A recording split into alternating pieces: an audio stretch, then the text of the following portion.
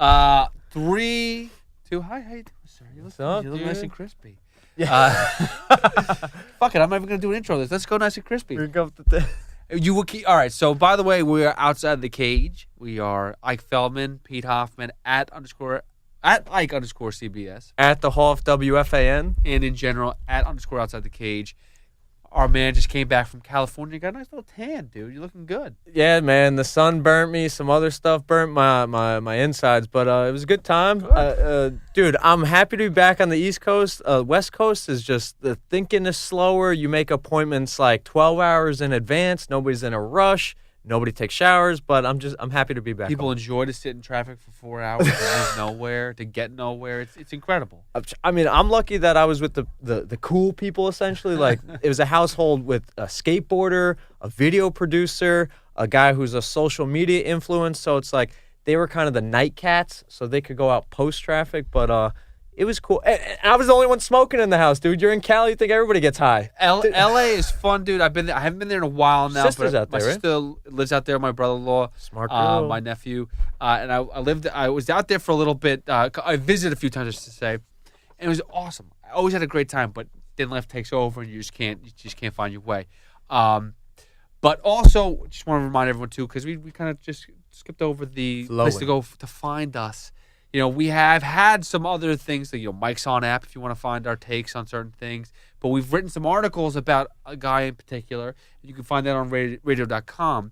And the guy in particular that we're going to talk about is the notorious Conor McGregor, who just does not want to stay out of the spotlight. And it's never for anything good. Get us up to speed, man. What do we got? I mean, in simple form, the guy retired. Again, for the second time. Last time he retired was 2016, and that lasted 2 days. This has been more than 2 days. There's also rumors of the sexual assault case that took place. The rumorized in December or January, and that came out pretty much right after he retired. So people think that is tied in together. But a reality check is Conor McGregor was approached with a co-main event opportunity versus Donald Cerrone. That's a fact. At the International Fight Week of July 5th, I believe the card is. July 5th or 6th, whatever. It's always around there. Yeah. He declined due to the fact that he was not going to get paid enough money. And there's a standstill right now. ESPN, the new ESPN era of MMA, of UFC, they're going to exploit all these fighters as best as possible in a good way because you want to publicize. You want to get the sport bigger and better. And what better way to do it than to, as you said, like the Sunday conversations or whatever it's going to be. There's commercials left and right. Every single fight is either on on ESPN Plus or ESPN, the big mother station. And whether it's a prelim or whatever, you're going to see something on one of these fight nights that are going to be on some sort of ESPN feature. That being said, though, Conor's smart. He's made so much money in his life already. He's not just going to give away the product for free. Woo! History repeats itself. We talked about this off the air, like about styles are coming back and music are getting back. We'll get into our culture thing later on in this podcast as we're trying to do. We're not just MMA guys. We're humans. Right. So we have tendencies and hobbies that we like outside of fighting. But talking about history repeating itself, 2016, Conor McGregor coming off the loss to Nate Diaz, the first UFC loss of his career. He looked awful. He got embarrassed in front of everybody. He talked all that crap. Couldn't back it up. Nate Diaz came in there, beat him up really bad. A couple weeks later, the UFC is trying to organize the rematch that would be on UFC 200. And I think the UFC, they assumed that Conor would jump through every hoop, every wall, bust through every ceiling the sport's ever seen for them as long as the price is right.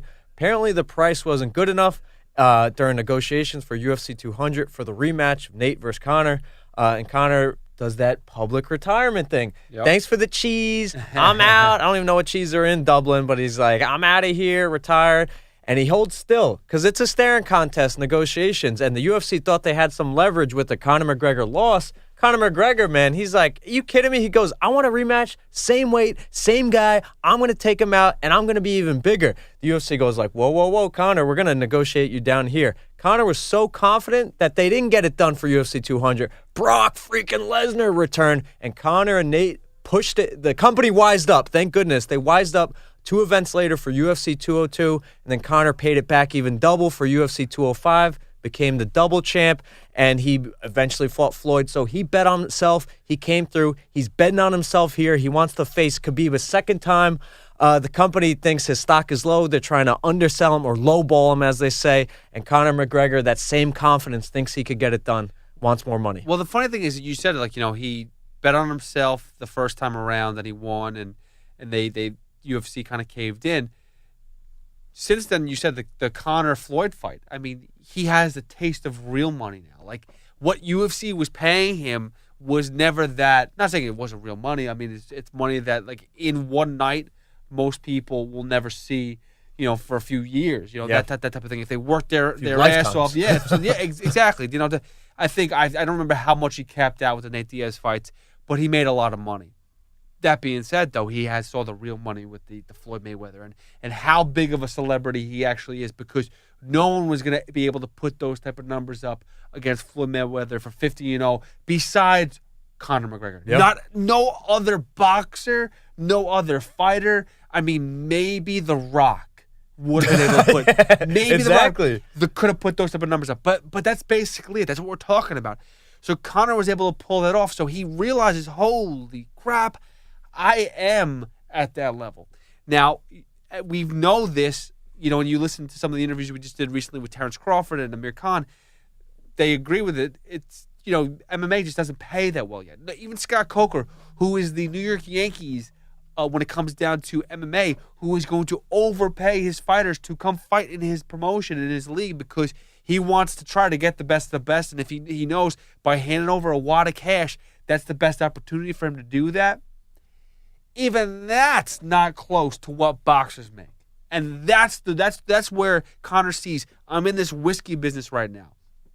I'm probably getting paid to do private events. That's another thing, yeah. Yeah, I'm getting paid. I'm probably getting offers to do one-off acting jobs that I've passed up in the past. He too. did. Did you hear about the Game of Thrones and the King Arthur? Charlie Hunnam would have had Conor McGregor as Lancelot next to him, swinging a sword. Like, he did pass up opportunities. I think actually Noah Syndergaard did something that Conor passed up on.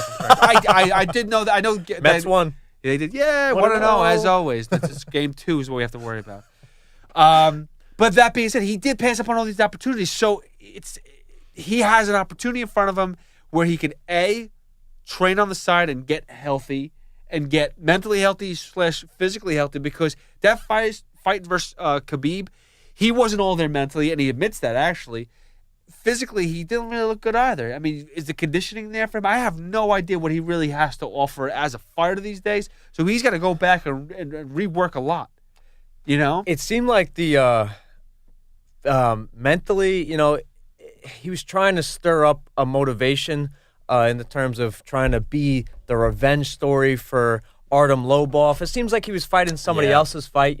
If he was to ever come back, it has to be the Nate Diaz fight. There's money, there's motivation, it's a rubber match. There's a ton of motivation financially, mentally. The Khabib fight, he wanted to be the guy to take down the Khabib's perfect record.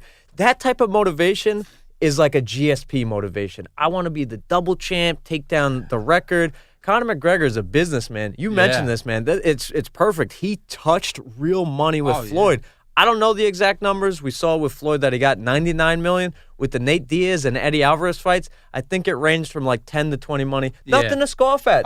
That's amazing. But dude, when you're touching $100 million, when you're in Burger King commercials, when you're in Nike, when you're on the Forbes list, when other athletes know you, when you're a top 4 like well-known athlete in the world, you're going to have to pay me a little more to come back. I mean, this is like at a historic standstill. If Conor McGregor and Nate Diaz want, they could do a one-off in Jerry's World, man. I think Conor McGregor and Nate Diaz could bring the UFC to court if they really wanted to do this. The UFC's banking on the ESPN era. Like, hey, we just signed ESPN. Dude, we're on the Sunday conversations. Kenny Mayne's going to be interviewing Stipe. It's going to be Stephen freaking A. Smith amazing. is jumping in. Exactly. We got Conor. We kind of need you. We kind of want to do business. It's the first year. This could be an amazing fight and build-up. But, dog, we don't really need you. No, and it's funny you brought up the Dana White stuff, though, because he is said on record that the trilogy will not be happening. Not under his watch anytime soon. Oh, not under his watch? Like, What? Well, he said the 165 division is not under his watch. The trilogy is not something they're looking to do right now.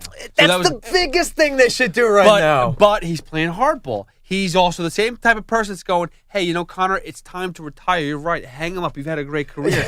He's also saying, we're not playing that trilogy, dude. So get that out of your head. It's not happening. Whether or not that's all just, just trying to play a little game right now. I don't know. No trilogy. You're doing great. Thank you for your service. He's a great businessman, and no Nate Diaz fight. Dana White, is he convincing himself publicly that he doesn't need him, or is this just negotiation ploys? This is things trickling out into the spotlight, into the media, and it's gonna get dirty. It's probably gonna get a little worse here and there. Things are gonna come out like the sexual allegations, just perfect timing. And it's.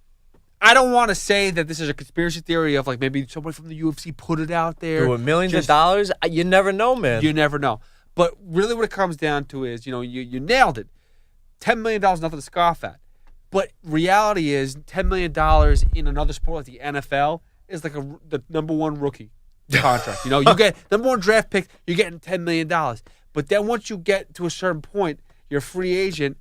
You're gonna get that. You're getting paid. And Conor got paid, and he's gonna want to keep on getting paid. He's not on the tail end of his career. He still has. He's only 30 years old. I mean, we see fighters fight until they're 45. Not saying he's gonna fight till he's 45, but maybe he does. He's got at least a good 5 years left. He's in his prime. Dude, I'm gonna make the MLB comparison for your boy Mike Trout. I believe he took like a 5-year or 6-year 100, like Evan Longoria kind of did, or that was good Rays management. But for the Angels and Moreno, they gave Trout, was it 5 years, 110 They or bought him out of all his originally? arbitration. Yeah, they bought him out of all of his arbitration and maybe like 1 year free agency. All of a sudden it comes up now. He sees Harper's in negotiations. He's like, I was a company guy or a team guy, an Angels guy. Now it's time to get paid. Similar situations. Yeah.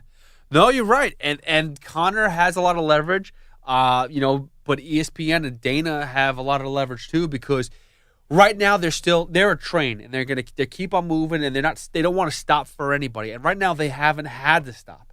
They've gone through the Greg Hardy backlash. They've gone through TJ Dillashaw getting suspended. They've all the John Jones shit. Yeah, Tony Ferguson getting arrested.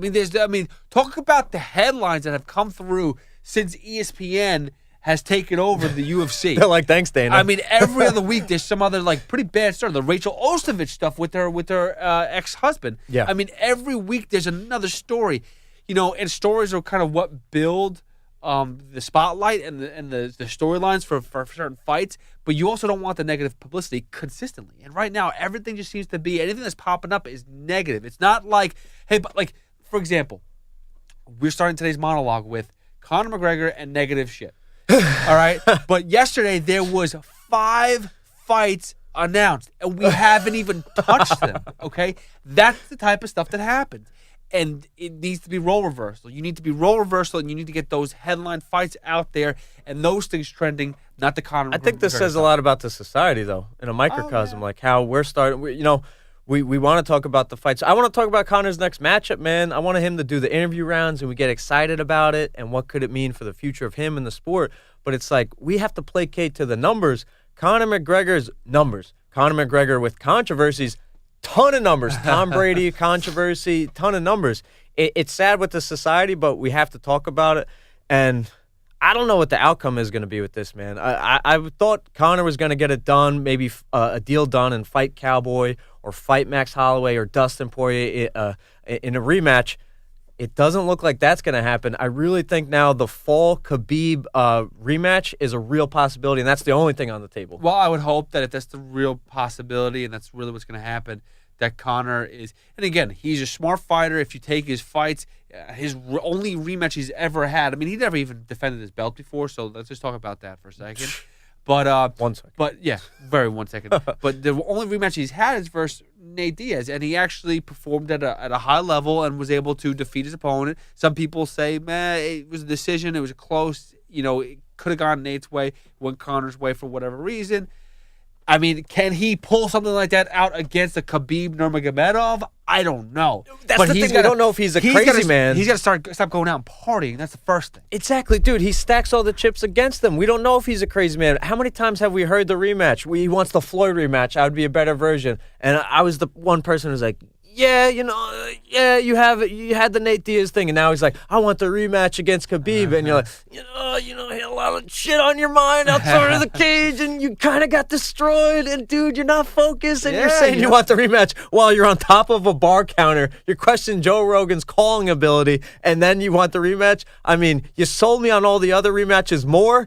It's a tough sell, and I think that's what the UFC is trying to tell him. Like, dude, do you really want this rematch? If you lose, we're going to lowball the shit out of you moving forward. Well, the one thing that kind of makes me question what's going on here is, too, because Dana White has always said he will get fights done. And right now, history showed. There is no fight that's out there for Conor specifically that needs to be done right now. There's a lot of fights that we just want to see Conor, period, versus anybody is basically what it comes down to. But there's no specific fight. If there was this fight that was like, this makes total sense and everybody in the world wants it to happen, like the Conor Khabib first time around had to happen. That April nonsense, the bus incident, all that stuff that led up to, the Arm Lobov stuff, everything that led up to that made that fight happen. Was Conor out of his element? Yeah. So on any other night, that fight probably would never have taken place. He probably would have had to fight somebody else prior to that. It's true. Maybe Tony Ferguson, who knows? But the fact is that fight was built. There's nothing like that that's happening right now. We talked about the Cerrone. That was really cool. But you know what? Conor went on this tirade the past month or so. Every single time there's a good fight, he wants to fight that person. John Jones, Anderson Silva.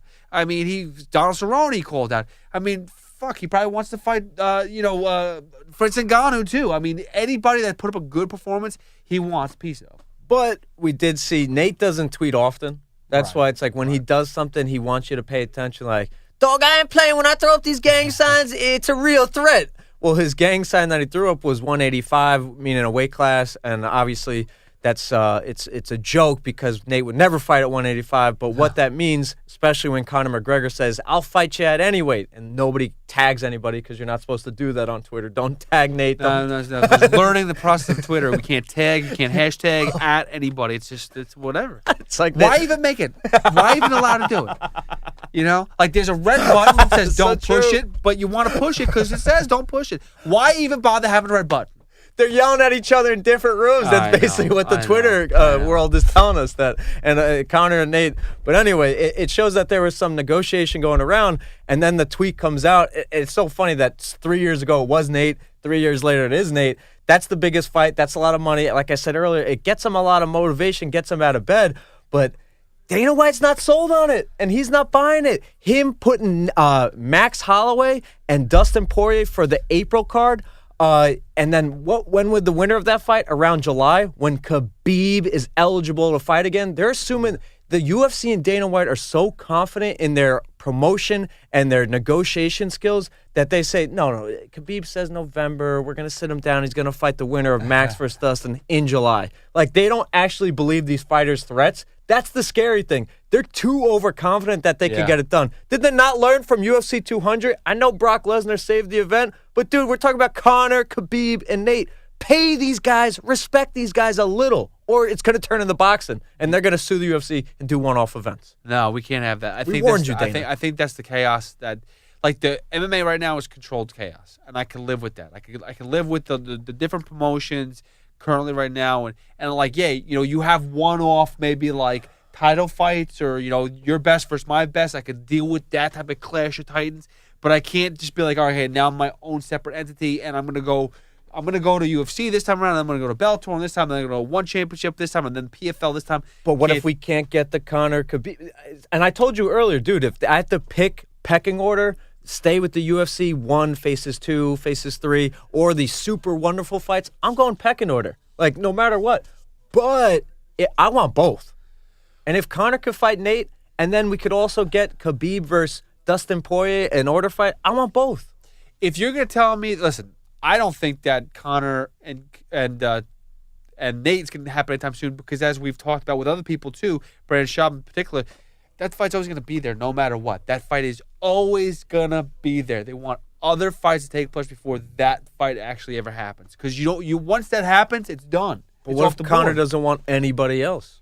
I'm sure he wants other people, but he just wants to get paid for it. And that's when Going in circles.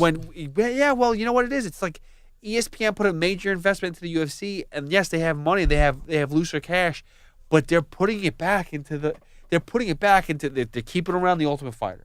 They're building more shows. It's pretty the cool. Ultimate, ESPN Plus has a lot of the new events, but UFC Fight Pass is still existing, people. I don't know what exactly they're doing on there yet. I mean, I understand there's tons of different promotions that are on there.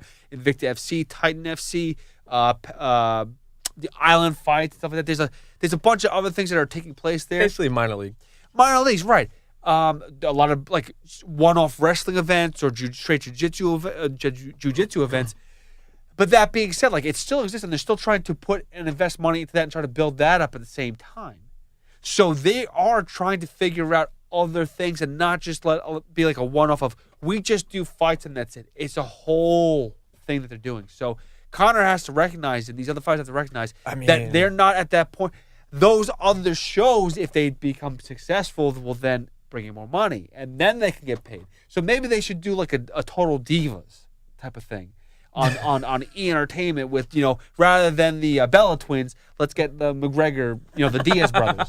Let's get the Diaz brothers on his ESPN show every Thursday night at 10 o'clock. The Diaz brothers for a half hour going smoke weed. You nailed it, dude. That's all they want is just to get paid. You nailed it. Like, promote these guys. Stipe was just griping. Guys, promote me. I'm doing my biggest job. And we spoke with this about with Todd Herman, who does the Alter Ego Effect. We're going to release that soon. An awesome interview. But we spoke about Mike Trout just doing his job and getting paid for it. Stipe, that's all he was doing. Winning titles, knocking out guys. And then he's like, get me some attention. They finally broke and they got him on Modelo. He wasn't a champ by that time. Yeah. Nobody cares. Brian Ortega's on Modelo. And they refused to give him a rematch now, too. So it's with DC because they wanted to set that Brock Lesnar up, which is a money fight for sure. We get the money But he fight. missed his boat. He missed his boat. Conor doesn't want to miss it. And he never does. And you know what? This is part of a UFC at fault / fighter at fault because you see a guy like Tyron Woodley who never really backed away from a fight. No. Always wanted to be promoted, and they really chose not to promote him because they thought his fights were boring. But then why you give him bad matchups? Yeah. I mean, that's what I always say. And not for nothing but Kamaru Usman, nothing but respect for the guy. But if you want to put boring fights, that's the definition of a boring fight.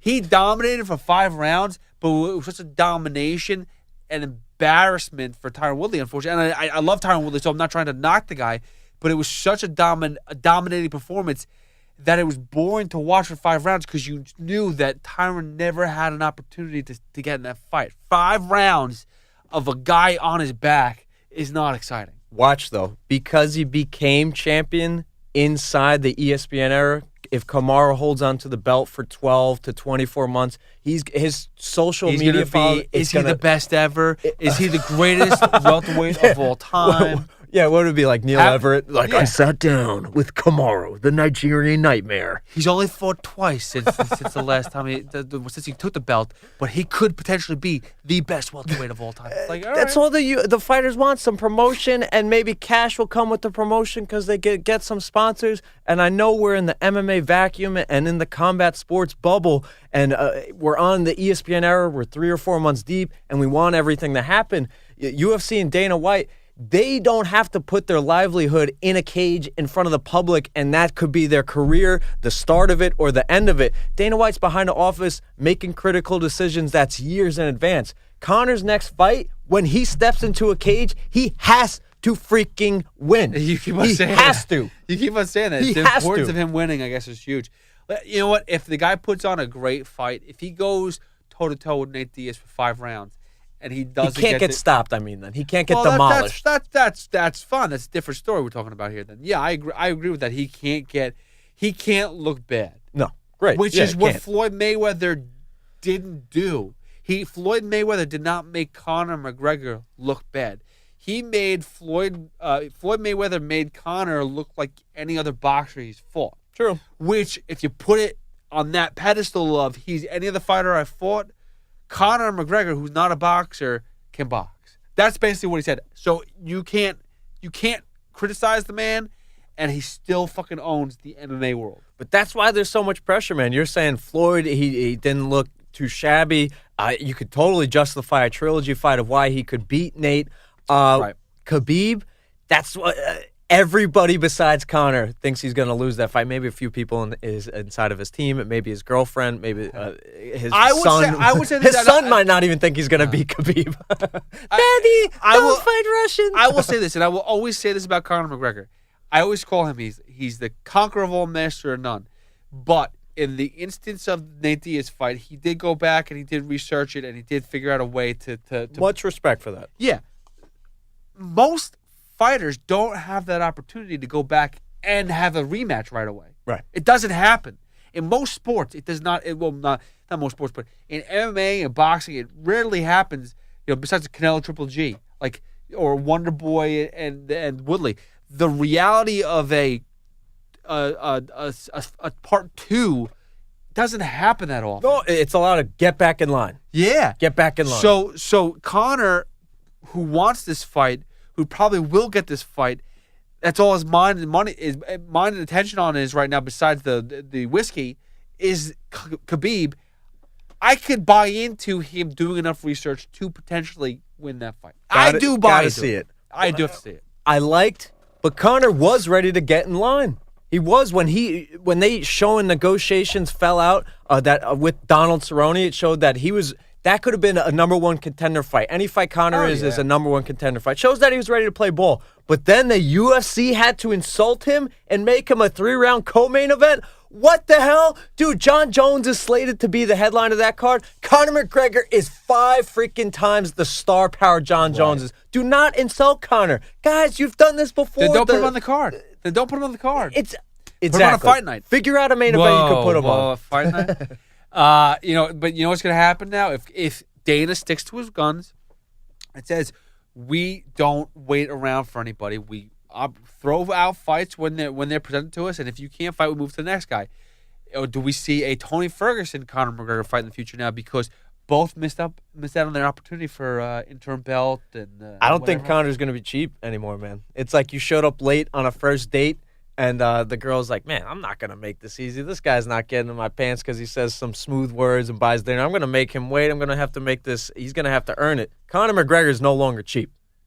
He's no longer cheap. Or sober. Right. That's the other problem, too. It's like you need him to – he needs to be more focused.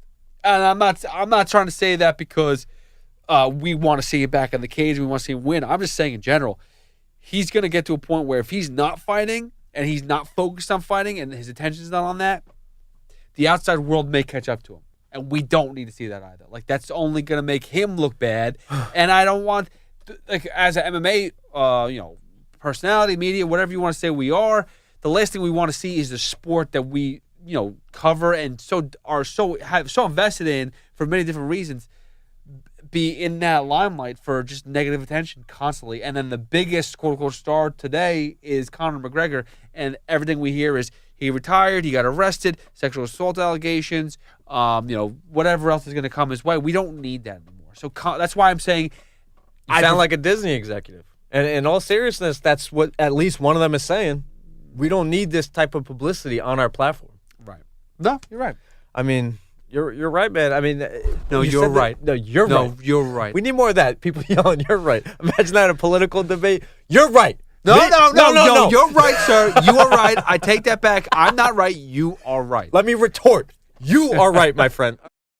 Well, if you liked what you just watched, you like that. We have a lot more opportunities to see us, read us, whatever you want. Go check us out at radio.com for articles that we write, which we do at times. You can go to YouTube for more monologues like this, more clips like this. Also, there's a thing called WFAN, WFAN.com, which gives all our podcasts, iTunes, Spotify. Also, you can find our podcast there.